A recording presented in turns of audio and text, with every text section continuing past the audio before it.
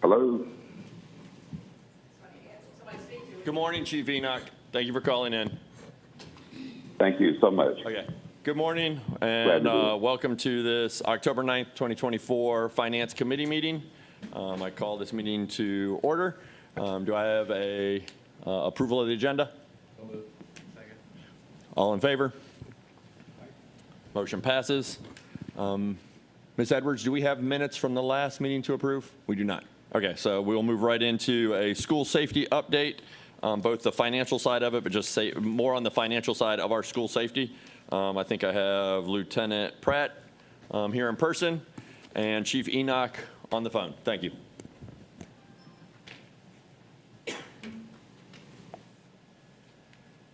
Good morning. Giving our briefing on our safety and security initiatives will be Justin Pratt. He'll be joined by Deputy Chief Rob Rodriguez. Hey, good morning, everybody. Mike. All right, how about that? Everybody hear us? All right, excellent. So good morning. So the document that I laid out this morning for you, and I think it's on the screen as well, it's a comprehensive list of school safety and security initiatives that we've been working on for a number of years. In the wake of school shootings and other active threats, we've really ramped up our preparedness initiatives. Parkland was in 2018, and the Parsons study was done shortly before that.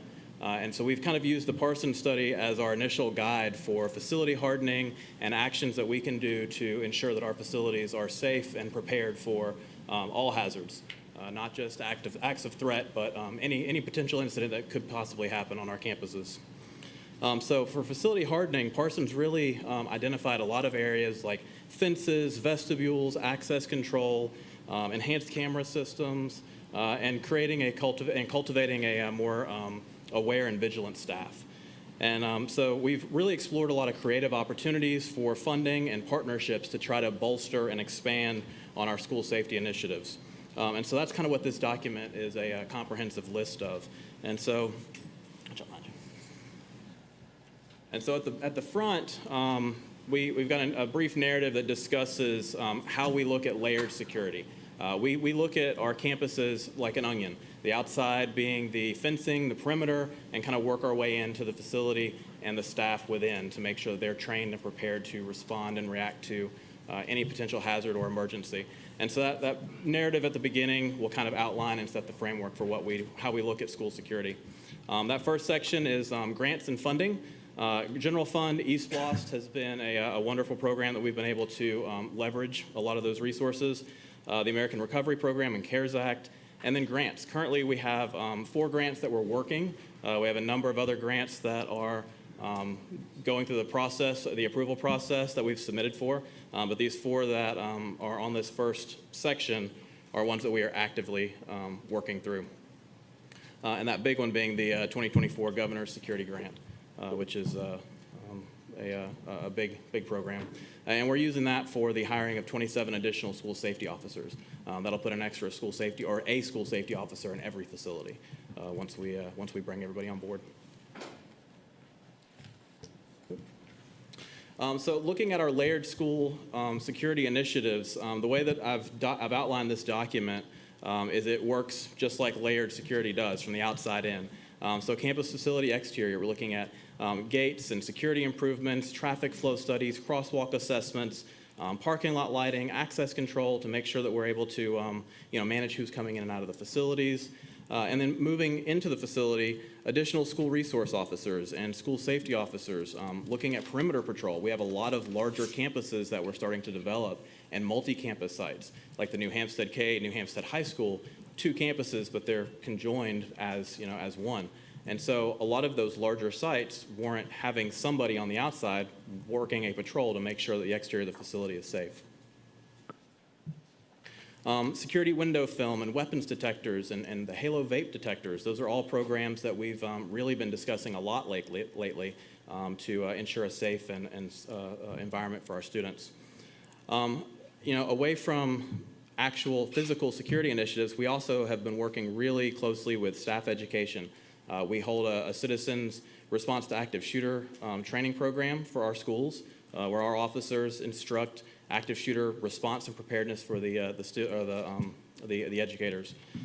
We've been having building safety meetings with the school emergency response teams, working on security protocols and awareness, state-mandated and district-mandated emergency response drills, and active alert, active intruder type events, and all hazards, gas leaks and fires and any other thing that a school could potentially encounter. We also have been working closely with our schools on state-mandated emergency and school safety planning. We're working on developing a committee to expand the school safety plans to discuss more of the nuances specific to Savannah-Chatham. Currently, we use the state planning template. We're going to expand that to bring it more closely aligned to how we operate here in Savannah and Chatham County. We've been working with the Transportation Department on school bus and bus stop safety planning. They're actually in the process of rolling out an emergency response guidebook for the school buses, for the school bus operators. Student and family engagement. We've got the Sandy Hook Promise anonymous reporting system, campus Crime Stoppers through Chatham Crime Stoppers. We've got a partnership with the Georgia Department of Transportation on safe routes to schools and the walking school bus program. And then we also have external concerns and planning factors that we look at because things in the community spill over into our schools. And so social media monitoring in response to that, gang awareness, swatting threats. We've had a lot of those around the country this the last couple of years. So swatting threats and working with our state and federal partners to kind of get a handle on some of those. Student and community engagement. We are working with our schools and our students on Operation 15 and our youth summer program and the Junior Police Academy and all of our middle schools. We also have partnerships with communities, community resources like the Mediation Center, who's been coming and teaching our officers on restorative justice practices and ways to help and manage some of the issues that they encounter in schools with families. Additionally, we have been working really hard with law enforcement engagement within our community. We've got all of our school resource officers go through the state school resource officer training program that is offered by the state. We've been working really hard on single officer training for critical response emergencies. It's a reality that our officers are one deep in a school a lot of times. So if there's an emergency that happens, they may be the only person for the initial response. So working to get them in that mindset and to respond on their own is important. State-mandated critical tasks and training for SROs. There's annual certification programs. Integrating with the County 911 Center has been a program that Deputy Chief Rodriguez has really been working really closely on over the last few years to make sure that our officers are getting immediate response from the dispatch center at the county as emergencies happen. And then coordinating with municipal agencies. We have trained with 3,822 people just in our Fort Wentworth facility since we've been there. That's 208 classes that have been taught on active shooter, building clearing, law enforcement and emergency preparedness academics that we have been able to work through our community partnership. And then at the end, we've got a couple of future initiatives, expanding the multi-sensor Halo Vape program, expanding generators and power delivery systems. We saw the crippling effect of power the last few weeks on our facilities.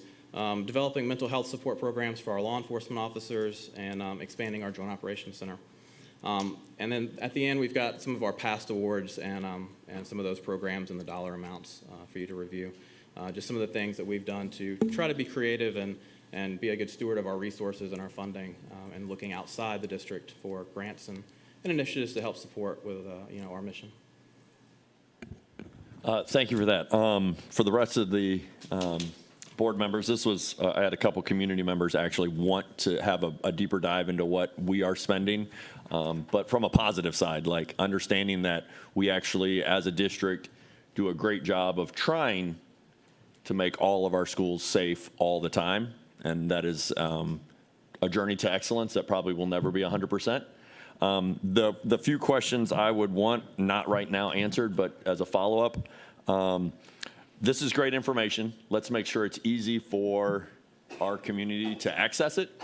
I know that we can't divulge everything on the safety side of the house. We can't say we're spending this much money at this school because we've figured out this issue, because if we put that out in the public and somebody wants to be nefarious with it, they can.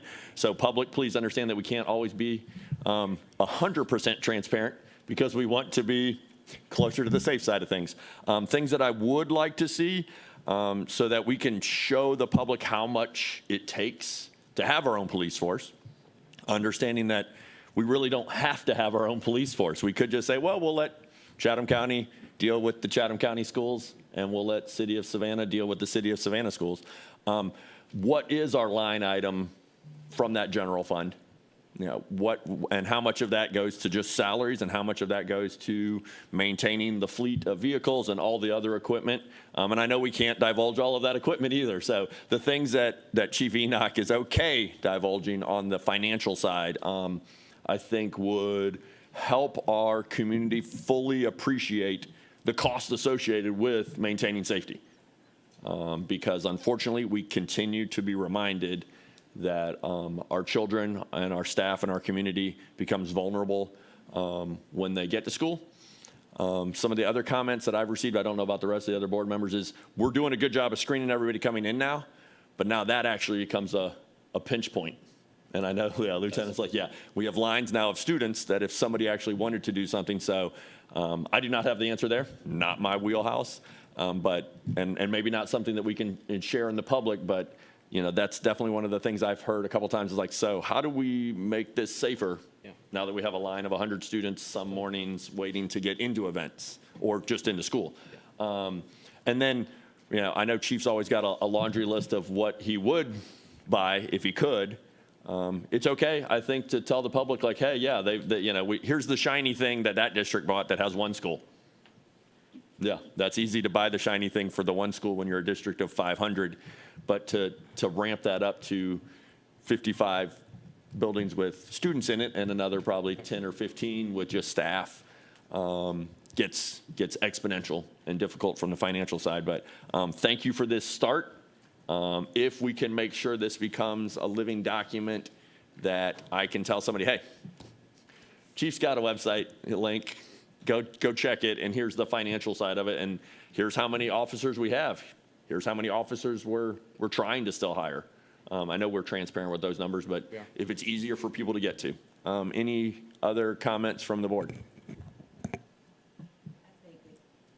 Dr. Howard Hall? Yes, I think also you can, I don't know if you mentioned because I stepped out, but you all provide a lot of services during after hours at football games and the basketball games, the additional staffing that you need to ensure that everyone is safe there as well, to include using the K-9 unit. That's right. So that there's a lot that goes on with you all, and we really appreciate the work that you're doing. Thank you. Appreciate it. Ms. Kowalski? Thank you for the report. Just a little bit of piggybacking on Dr. Brinkman's comments, and since this is finance, from the budgetary standpoint, and I think this is kind of what you were saying, but just to articulate it a little bit differently, maybe understanding how much of our budget for public safety is state-funded versus locally funded, I think is really, really important. Yes, for massively us. important. Yeah, to understand both as a board and most definitely as a community. And again, it's the capital cost as well as the continuing training, et cetera. One other question, comment. I know that the safety drills are very important to make sure everyone is prepared. But these can also be traumatic for our students. Can you talk a little bit about the mental health impacts or how we are conducting those drills to try and not inadvertently create mental health challenges because of the drills themselves? Absolutely. Yeah, so the way that, so state law was changed a year or two ago to mandate that every public school in the state of Georgia completes an active intruder drill. And they chose that term as opposed to an active shooter drill or something shooter related for that reason. That was a way for them to kind of get that onto the state law to mandate in our schools. And the way that we have worked with our schools is we really leave it up to each principal to kind of manage how they conduct that drill. They know their students, they know their families, they know their age groups and grade levels more than we do. And so, we kind of leave it up to them, and they can either do a person with or without a weapon on their campus, in their building, and they kind of work their drill based off of that kind of a scenario. And it typically turns into like a lockdown type drill.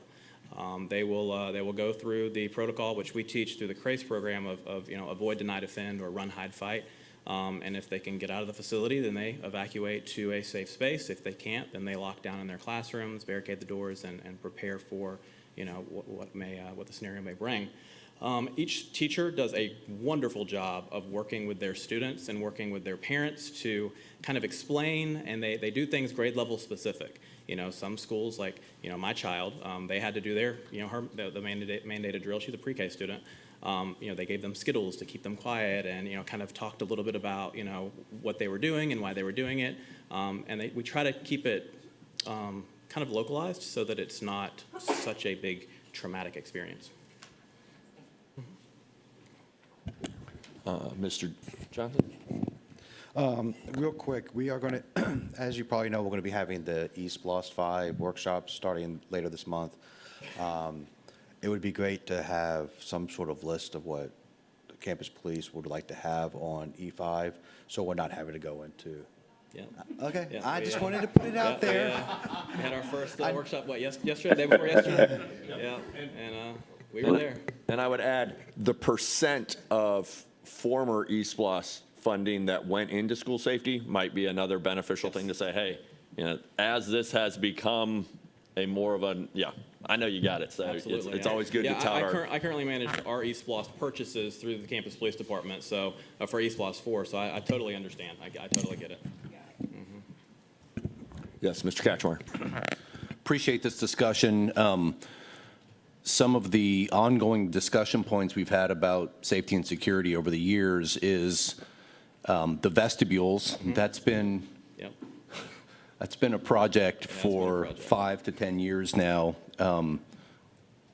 at various levels of expediency of completion, which has been somewhat frustrating. But I'm glad it's on the list still. It is. The training and drills, I think, are really important. We can have all this great technology, we can have all these programs in place, but when people prop open doors and don't use metal detectors and don't use wands, it kind of defeats the purpose of everything. There's a balance there, obviously, with creating choke points and getting people in and out of events, but if we don't use the tools that we have, if you look at other events, that was the breakdown in some of those other events, which scares me a lot. And I had one other, can't remember what my other thought was. It's too early in the morning. The other issue we've talked about a lot is having an SRO in every school, and an armed SRO in every school. And we've kind of gone back and forth on whether we should do that or not. And I don't want us to talk about publicly where we are with that thought and initiative, but I'd like us as a board, just to keep that in mind as well from a budget standpoint. Is that something we want or continue to want to have? Because having somebody who can react quickly, looking at other events is also a crucial part of the overall safety scheme. Thanks. Absolutely. We all good? Moving on? Sounds great. Thank you. Thanks, appreciate it. If I could just make just a couple of comments. I do want to thank the board for their continued support over the past 10 years. As my granddad used to say, we're not what we want to be, but thank God we're not what we used to be. And it's been through the continued work of this board, staff, the entire district to get us where we are today. Mr. Cashmore talked about sustainability. How do we sustain this? And we do that through training. We do that through practice. We do that through making safety and security a priority. Our current superintendent, Dr. Watts, has made safety and security our number one priority. We're building that into all of our processes. It is a first thought, not a second thought. Our goals to continue to build security and keep our most precious resources safe is a priority that we talk about each and every day. It's built into every division. It is a team sport. Everybody's participating. We're just trying to make sure we put the right people in the right places doing the right thing to make sure we sustain this. Crazy can show up at any time, and anybody, whether it's an external person or internal person. And so we're trying to put some different layers of security. So if one layer fails, the other layers would pick up to help mitigate, damage to property and life. And that's our number one priority. But every day we wake up thinking of how we can do it better. We're not only that, we're talking to our colleagues all across the nation, sharing information, participating in seminars and discussions, bringing in new thought partners on how to do it better. We're testing the systems. All these things are relevant to get us where we are today. I do want to thank, Larry for the work he's doing. We're always trying to be creative. As you see all the additional money, when we didn't have money through our operation budget, we've looked to other areas to try to generate funding. All of you guys have been a big part of this. This was not done in a silo. It's been the board pushing the superintendent pushing the staff to make it happen. And so we're going to continue to working towards making safety and security better for not only our students, but our staff, and prepare everyone to do their part to make it safe. So thank you very much for the opportunity. We will get the information that you requested and try to keep our community more informed on what we're doing from a safety and security perspective. Thank you, Chief Enoch. Up next, I know I speak for myself, but I think I could probably speak for the rest of the board. We all enjoyed Dr. Watts's massive spreadsheet last year of all the colors of programs and where that was in the budget process. So I will hope to have one of those in every budget process moving forward. Next, we have Dr. Taylor, our Deputy Superintendent of Strategy, Innovation, and Performance, to discuss her role and her team's role on that program evaluation and what that looks like to impact our finances. Thank you. Good morning. Certainly, I don't have the massive spreadsheet with me just yet, but we're excited about some tools and resources that will help feed in to the data that we provide. So today, I will be sharing with you how we're leveraging return on investment, ROI, to align our resources and decisions to our strategic priorities. And what I'm most excited about is this is a demonstration of our strategic plan in action. So it's not a document, but it's live. And so today, we'll talk a little bit about that. And this is rooted or is stemmed from strategic priority 4, which is efficient, effective, and equitable resource stewardship. Our ROI work is really anchored in strategic priority 4, again, which is stewardship, performance objective A, which focuses on conducting comprehensive and objective evaluations to promote continuous improvement and district effectiveness. The corresponding KPI tracks reports on program evaluation, comprehensive needs assessments, and ROI findings. So that's where we're kind of starting. Before we dig deeper into ROI, I'd like to set the stage and build a shared understanding around program evaluation. Program evaluations help assess the effectiveness of programs, services, and initiatives. Program evaluations ensure continuous improvement, starting with our strategic priorities and measuring whether our investments provide the desired outcomes. The evaluation cycle also includes planned and intentional actions for resource allocation. And in this context, when we talk about our budget and resource allocations, we're really looking at how we allocate time, people, and money, which connects directly to our budget planning process and ensures that all of our resources are utilized efficiently. My favorite, when I think about program evaluation, it's a broad umbrella or an overarching umbrella. And under that umbrella, there are 3 types of program evaluations. One is process evaluation, which answers the question, are we implementing programs as they are intended? Then you have outcome evaluations, which are more summative in nature, and they answer the question, are programs achieving their measurable goals? And what we'll be digging deeper into is the 3rd type of program evaluation, which is return on investment, or ROI, which really deals with efficiency. And this measures financial efficiency.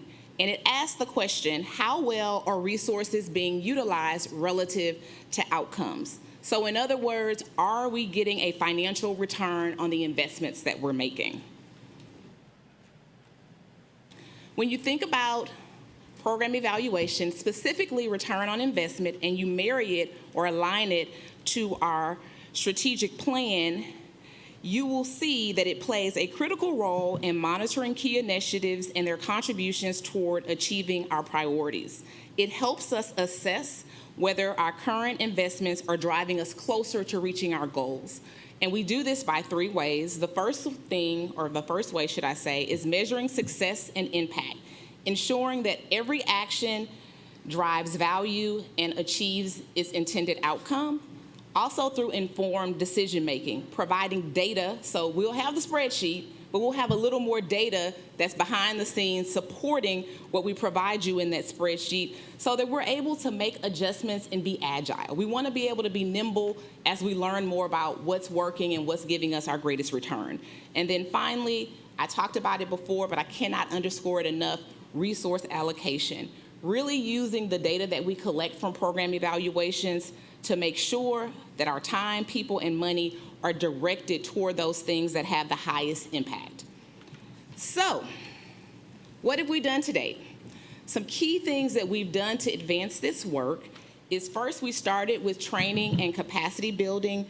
We were trained, and when I say we didn't actually do the training. We, the superintendent and I, all of the executive cabinet and their direct reports participated in a training led by Hanover, which really set the foundation for our executive leadership around program evaluation and began to ensure that we had a common lens in which we understood and began to operate as it relates to implementing program evaluations across our department.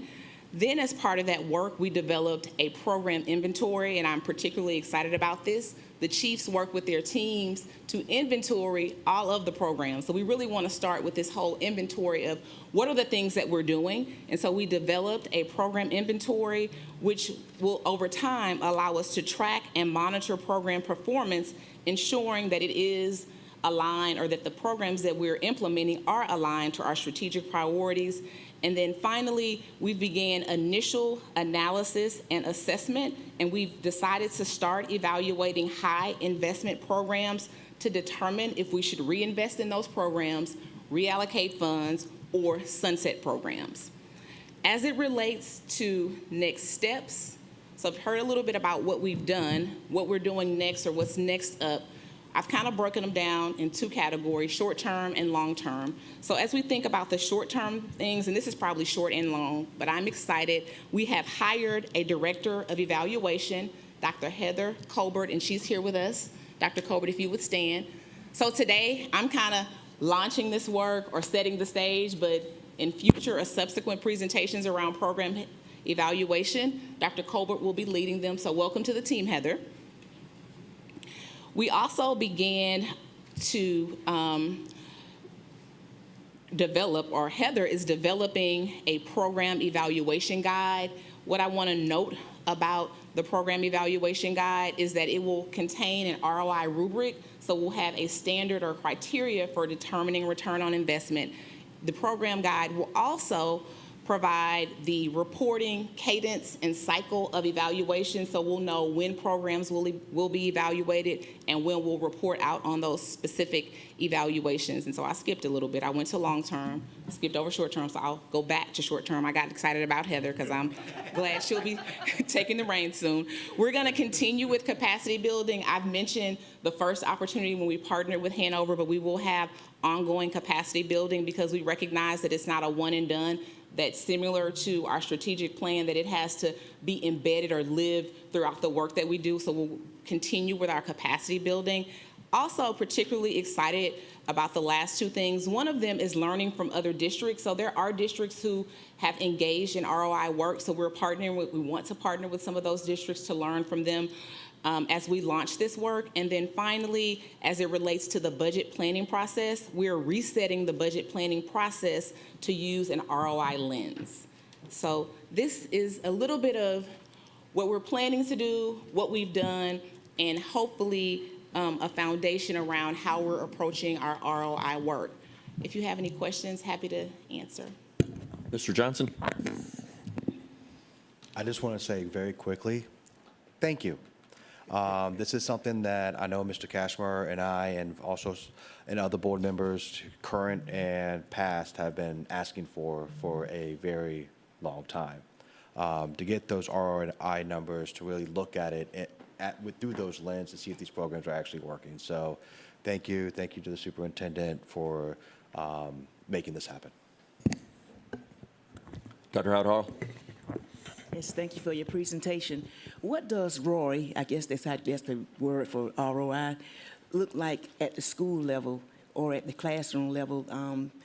Are the teachers and principals, are they familiar with the term of return on investments, especially when teachers are, writing their lesson plans? Because at the end of the day, each student, when they walk into the classroom, that's our investment. So I know it's a central office strategy, but how are we honing in to bring it home to the teachers so they can understand, the depth of returning on investment? Interesting you asked that. I was torn between ROI and ROI. So though we have not begun to do that on the school level yet, we are starting with our budget process as per our KPI, but there is work that schools can do, and we haven't begun to launch that. But as we move forward, we'll definitely take that under consideration, and I think you have a great point. I had Dr. Hassensbrown and then Ms. Grabowski. Thank you, and thank you for this report. I have two questions. One is just thinking about the connectivity between what the Director of Evaluation is going to be doing and what we have said that we needed in program auditing in the audit department. So is there work that's going to be cross-cutting and connect between what Dr. Colbert is going to do and program auditing in the audit department? So there is some connectivity or a bit of crossover, and I went back to the umbrella.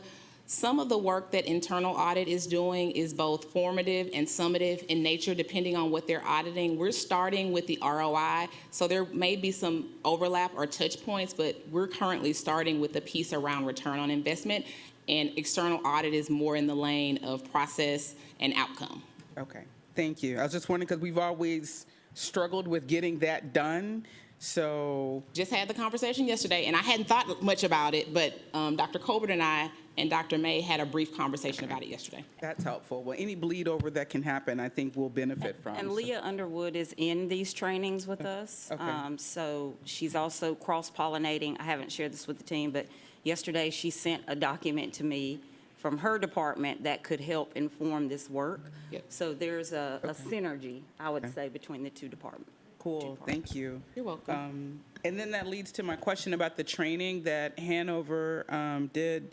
Like, what were they focusing on with the leadership team and the direct reports? What kind of, I guess, competencies, like what was the target of the training that y'all did to inform this? What was that, tell us more about that training. Very good. So the training really set the foundation for ROI. We spent a lot of time in the training really wrapping our minds around the notion of program, because that was something that we kind of grappled with. What is a program? Because there are lots of things that we're paying for and investing on, and so we established our criteria internally for what a program is. And quite frankly, the program inventory came out of, and it was not planned, but it came out of the work that we did with Hanover, because what I liked most, or what I like to highlight, is it was a working session. So we came in to set the foundation, which we did, but we also came out with some artifacts, specifically the work that we're going to be doing around program inventory, because one of the things that we had to get really clear on is, first, what is a program in our context, and then two, what are the programs? And then we can begin to prioritize and look at where we're investing our resources. That makes a lot of sense, because some things are actually repeated events. And that's what we had But to. it's not a program, so there's a fluidity of. Yes. There's a fluidity of a program, has a structure, has a continuity, Yes. and it is a process of repeated events. And sometimes we do repeated events and we think it's a program, but they're not properly connected. And we needed to distinguish that. So you guys came up with the criteria of Yes. what makes a program versus a bunch of things that we keep doing for years. Yes. Okay, all right, thank you. Yes. And that was, again, through the working and the grappling, because one of the things that I struggle with is that this is messy work. You just ask about where things overlap. Sometimes it's not always clear. So what we really try to work with the executive cabinet on, and they've been phenomenal, is really trying to gain clarity so that we're all working from the same level of understanding and we can see through the same lens. And that's a lot of what we spent our time with Hanover doing. And one of the other things that we did when I think about crossover is people were like, who are the owners of this program? Well, I kind of do that. Well, I do that too. So that was why we wanted to start with the program inventory, to have clarity on what a program is and what programs are we actually implementing. You're welcome. Ms. Grabowski? This is definitely great, exciting work, and I can't wait to see the report, when we receive that. And I made a little star by the program inventory, because I think as a board member, we see all these different things happening, and it can be really difficult to understand what they all are, number one, how they interact with one another. So if that's something you're able to share with us to help our understanding of the interaction, that would be fantastic. Even before the ROI is calculated, that'd be helpful. I want to second Dr. Howard Hall's comment about the school level evaluation as well, because, I mean, it's certainly program can work really well at one school, but not at another. So being able to understand as we move forward how much of this analysis is happening at the district level versus how much is happening at the school level, and how those two kind of meet would be helpful. So I'm very excited about this. And then one last comment I will make, or just for our facilities team to be thinking about as we move forward, kind of taking the same approach and eventually moving it over to facilities to really look at life cycle analysis and our building cost. Because we talk a whole lot about what a building cost initially, but we don't fully understand the true cost of buildings when we factor in operations and maintenance, which is a much higher dollar number than the actual building cost. So I'd love for us to eventually get to that LCA analysis on our buildings, as kind of like we're doing with our program. So kudos on the great work to date, and can't wait to hear more about it as you continue. Thank you. I will make comments then. Welcome, Dr. Colbert. I'm sure you can hear our enthusiasm of the shiny new thing that we know will make a difference in the classroom, but will also make, I believe, our process in budgeting a lot more effective and defendable. So thank you. On the investing in resources, yes. And as things come to us, I know this is not, we would want this, yay, it's done. We know it's going to be processed.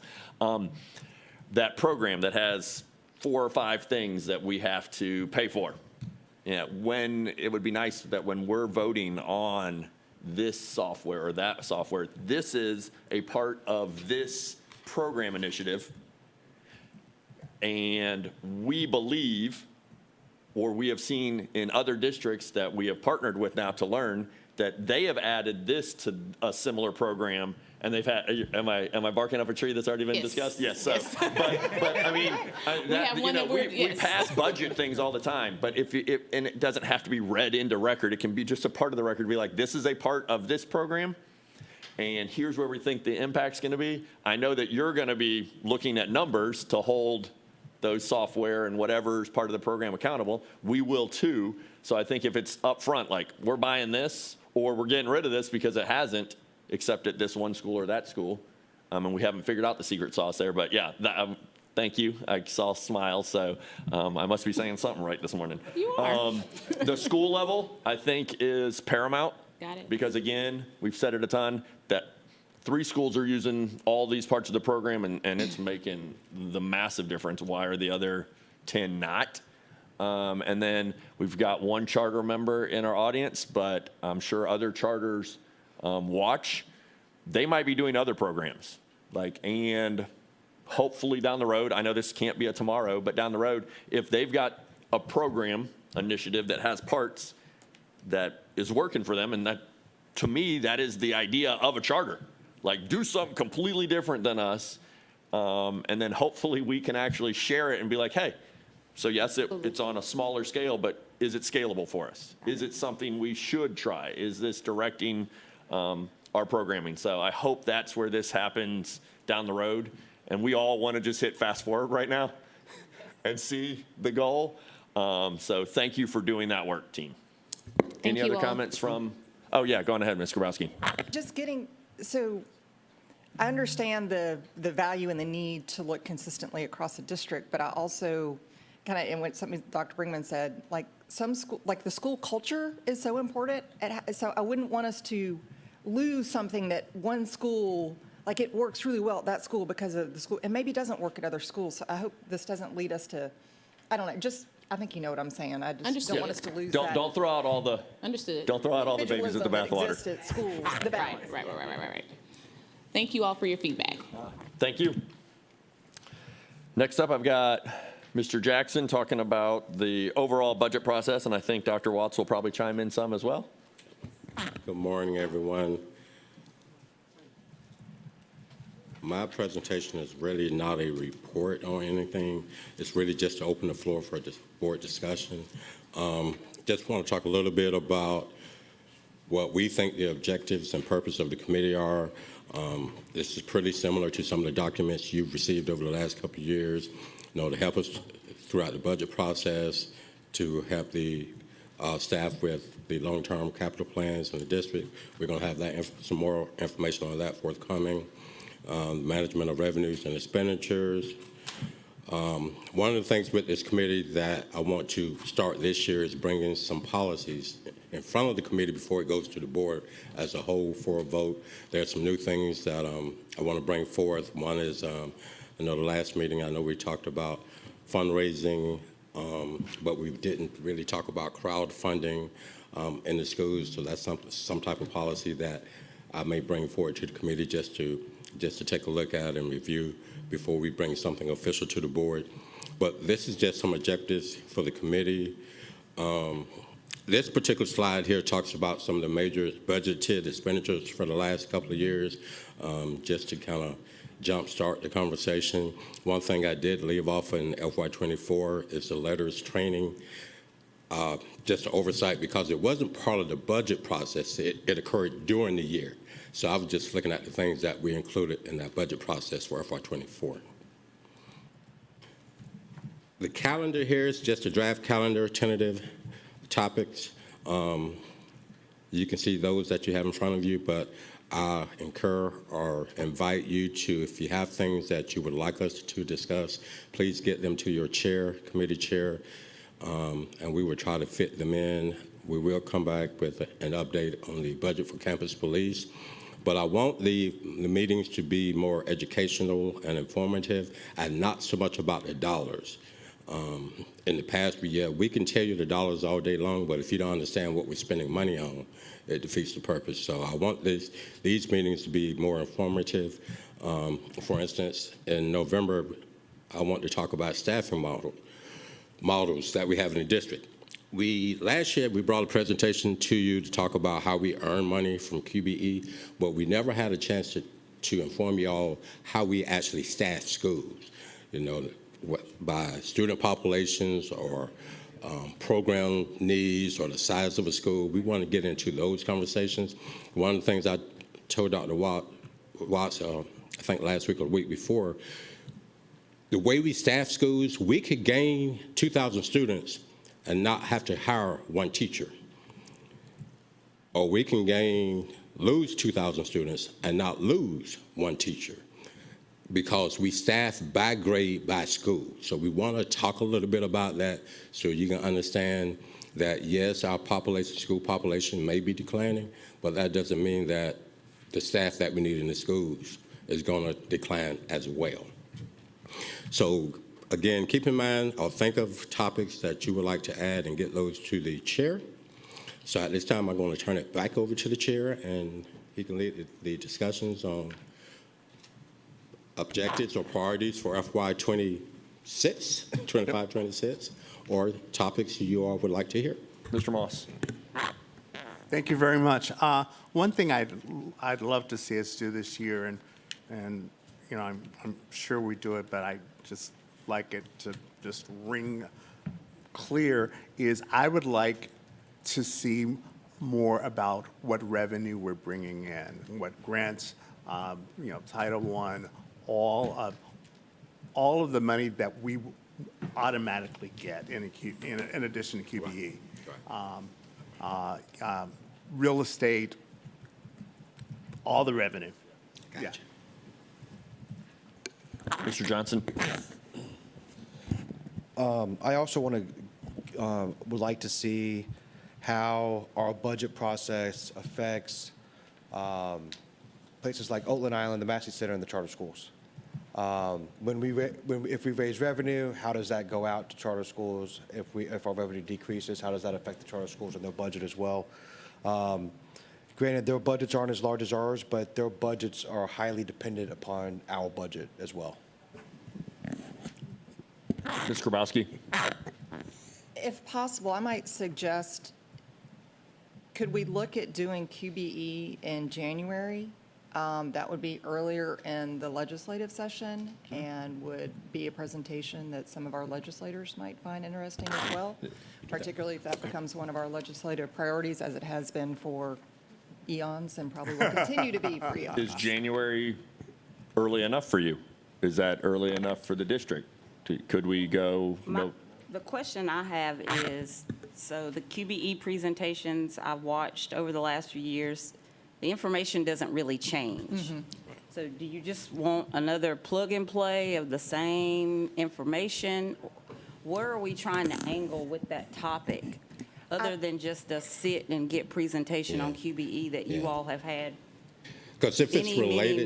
many times? Yeah, if it's related to actual funding, we won't get those numbers until probably March or April. End of May, actual QBE numbers from the state, because they occur after the governor signs the budget, then the Georgia Department of Education run the numbers, then they give us reports. So the actual dollars, we won't know until later in the spring. But I understand what you're trying to say. I'm just trying to figure out how to get at what you're trying to say without just another sit and Yeah. get Well, let's- presentation, because I let's don't think know. about what that might Right, I don't look know like. that that's going to Yeah. produce anything different. Okay. Mr. Johnson? Talking about QBE, I mean, we've all know that that's kind of been one of the things that I've pushed since I've been on this board. I know we do a kind of like a cut and paste stuff, but what I would really like to see and really be able to hammer down so we can go when we do an issues and eggs with, when we do that sit down breakfast with it, we have everything stating that, okay, this is what y'all pay, this is what the state pays for, and this is what we have to pay for because the state won't pay for Close it. the gap. To close that gap, because it's what I don't think the folks in Atlanta realize is, they can say all day long that they're fully funding education, but they're really not, because we're still having to pay for things that they don't pay for. And also that when they lower certain taxes, it actually brings the burden on the local districts and the local municipalities that we have to either keep taxes high or even raise taxes. So I would like to be able to see how the QBE formula fits in with all of that. So we are actually able to go to our legislators and explain them in black and white how the QBE affects the local economies and their constituents here locally in Chatham County. That may get at what you're talking about, the implications for state decision-making on the local economy. When it comes to funding. Yep. But I think having that available to the Earlier. wider community and earlier Yep. could be helpful too. And on the subject of QBE, it's confusing. How, again, can we make it, we're trying to make it accessible for people that are actually passing it. How do we make it a page or two that's accessible for every taxpayer? That I can, and I am not this person, but here, the buckets are nice, that's nice, but hey, these staff over here, do you like those staff? Oh, they wouldn't exist if we only spent QBE money. Here's the art teacher, here's the music teacher, here's the SRO, here's the nurse, here's the bus, or here's the, here's the bus that gets paid for by the state. It's a wheel. Maybe not even that, a hubcap, Yeah. but something that. Something we can and put on the again, website that's- somewhere. it's the things I get, we're moving forward on getting people to understand the budget process, but how do we plug them in easily in that couple of minutes that they actually decide to engage it, and make it at whatever level of reading comprehension that we need. I mean, make it, I don't know. Yeah, yes, Like- we included it in some like- presentations, but we're trying to get it Yeah, on I a mean- one-pager, so we And I can, don't, as and a I don't flyer know to if put on the that's, I don't know if website. that's It might out of be- budget. That it that might might be a actually be video. out of, yeah, that might actually be out of that back room of Right, it might be a art video. people and video people and, you know, that make it, take all this black and white that we see and make it something that is engaging. Whew, QBE engaging, I don't know if those go together, but that somebody can go, oh, that's a really big shortfall. I see a nice little cliff in the image, like that kind of gets you to draw in and go, that's the school that my student would go to if we only spent With the state. what the state allocated. Gotcha. And we all know Be a sad that that day. side of the piece of paper would be in black and white and probably have erase marks all over it and smudges. And we're trying to have something on the other side of the paper that's got some color to it. And pictures. And you know, when you try to get somebody to understand what the state actually allocates per square foot for us to build and what that building would look like, be a lot of cinder blocks and square shapes. So, yeah, Dr. Howard Hall. In a few minutes, we'll have our informal meeting discussing student achievement, student goals and achievement, and you'll find that we will be referencing this particular presentation because this all has a direct impact on student growth and achievement. I'm very interested in learning more about the staffing models because when you look at other districts and there are questions asking comparison for the local district and nearby districts, test scores to see what they're doing financially. And it's a big difference to kind of help explain if you want to compare What we do. Effingham County, the Bryan County, the Chatham County, when you look at the staffing model. So we'll see that this will definitely have a direct impact in our next discussion regarding student growth and achievement. Gotcha. Mr. Kachmar?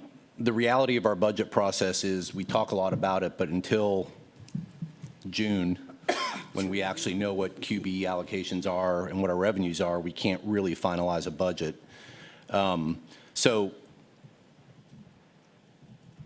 we've had retreats over the last several years. I don't think I could identify what our shared top 5 priorities are as a board.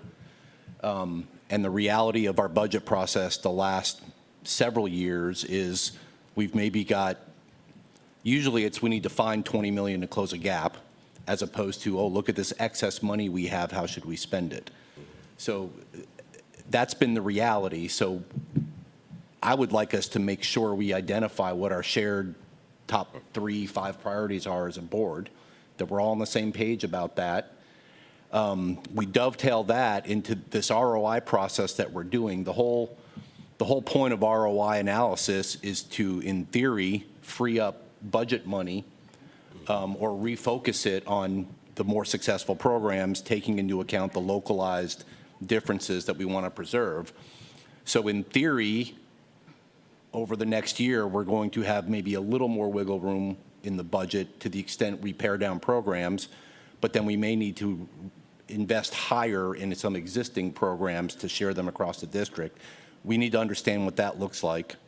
And because literacy was our most defined goal last year, we spent the last retreat looking at KPIs for literacy and kind of honing what those are. How does that dovetail into the ROI analysis we're looking at? But that seems to be the shared #1 priority of the board. So we need to make sure we fully fund that first and we don't give it short shrift. What we're really good at, what we've done in the past is have 7 different programs and fund them and staff them at 62% or 73%, and all with good intentions, but then none of the 17 programs or whatever have the opportunity to be truly successful. So again, back to the ROI analysis, we've got 2, 3, or 4 that are really good. Let's do those right. And let's decide we want to take that approach as a board from a budgeting and ROI standpoint. The final thing I'd like us to look at is the last 3 budgets. We get to June, we have real numbers, and in the last few weeks before we vote on the budget, there's a discussion of how much money are we going to have at the end of this budget cycle? Can we do another 0.5 mil cut? Or are we going to need, another 20 million from our reserve funds? And the last 3 years, we've been conservative. We're only going to have X dollars left over from the budget, and when we do a final reconciliation, it turns out we have another 20 or 30 million dollars. And I'm not saying that's the wrong approach. I'd rather be conservative, but I'd like us to take a close look at that process, because what's turned out the last 3 years is we've approved a budget, and then we had excess funds from last year's budget that we built in the fund balance, which is how we got to a fund balance that was 5 times or 6 times reserves. And if we have a better handle on what our final reconciliation results are over the last 3 years, and we're tighter with that, we either have more money to budget with, or we can be more accurate with our mill rate. So I'd like us to look at that process too. Gotcha. Thank you. And thank you, Mr. Katchmar, for cheating. Because I was waiting for I was going to do final comments, and that's exactly what happened. Like, what is the true? Because it's been 3 years now, I think, running, Right. that we projected something. We got together, I wouldn't even say a couple weeks, a couple days before, and said, hey, let's do a 0.25. Let's roll back this much. And it's, we're going to eat up. We're going to have this much, so we're going to have to pull that. I want the actual numbers. Like, this is what we projected. This is what we were told we were going to have to eat out of general fund. Out of fund balance. We ended up doing this much of a rollback. And when it all washed out, we were plus or minus this much. Like, I think it's been 3 years at least. Yes. So if that needs to be a document for us to see now, so that when it gets closer to June, we actually know, well, our trend Right. maybe is this, because we're over collecting because the county keeps growing. So definitely. And then to piggyback on Mr. Katchmar's first comment, where we got to wait to see how much and things like that. No, I think we can say literacy, we want to fund that at this much. The minute the district knows this is how much money we think we need to spend on the literacy program, let us know that it's going to be a part of budget.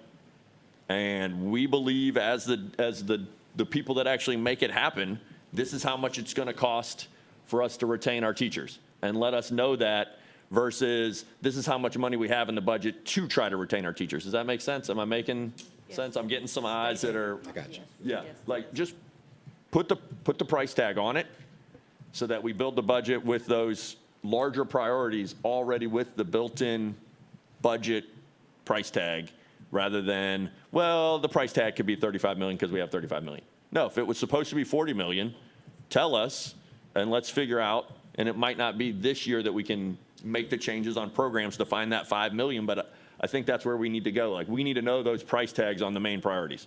Like, we know that we're going to work towards an increase in cost of living.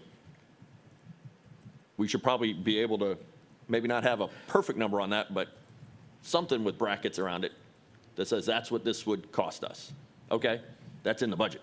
Like, So would the example be, when we did our last retreat, we talked about a compensation study that we had recently done, and there was a piece in there about how to kind of fix the structure of it. It would cost us X amount of money.